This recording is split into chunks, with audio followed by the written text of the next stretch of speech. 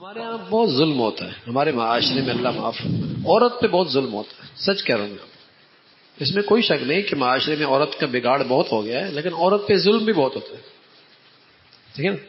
بہن ہے تو وراثت نہیں ملتی،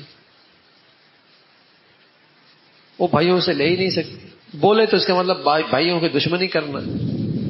بیٹیوں کو وراثت نہیں ملتی، ان کو ان کا حق نہیں ملتا، بیوی ہے تو بسا اوقات ساس بہو کے جھگڑے ہوتے ہیں، ماں ہے تو بسا اوقات وہ بیچاری پریشان ہوتی ہے، بڑا ظلم ہو گیا ہمارا، بڑا ظلم، اور اندر ہی اندر بیچاری وہ ختم ہو رہی ہوتی ہے، ہمارے معاشرے میں بڑی برائی ہو گئی ہے، بڑا ظلم ہے، ٹھیک ہے نا؟ ساری زندگی وراثت نہیں دے رہا،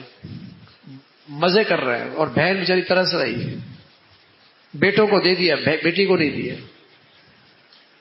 یہ تو مشرکین مکہ کا نظام ہے، وہ کہتے تھے عورتوں کو کیا وراثت دیں گے،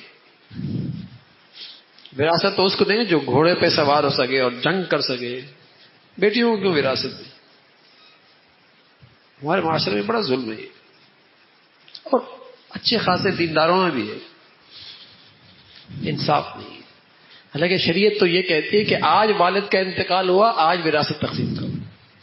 دیر بھی نہ کرو، کسی کا حق نہ مارا جائے۔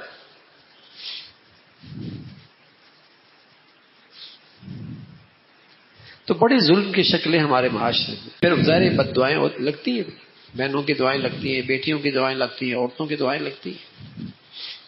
بس اوقات بیچاری وہ کسی گھر سے آئی ہوئی جہاں مجبور ہے، اور اس گھر میں آئی اپنے ماں باپ کو چھوڑ کے، اس کے ساتھ جو سلوک ہوتا ہے، اس کے ساتھ جو حشر ہوتا ہے، وہ بیچاری نہ اپنے گھر میں بتا سکتی ہے یا نہ یہاں زبان کھول سکتی، ٹھیک ہے نا؟ بڑی درندگی سی ہوتی ہے، اللہ معاف فرمائے، اللہ ہماری حفاظت فرمائے، سوچتی بھی نہیں کہ ہماری بیٹی بھی کسی گھر میں جائے گی، ہماری بہن بھی کسی گھر میں جائے گی،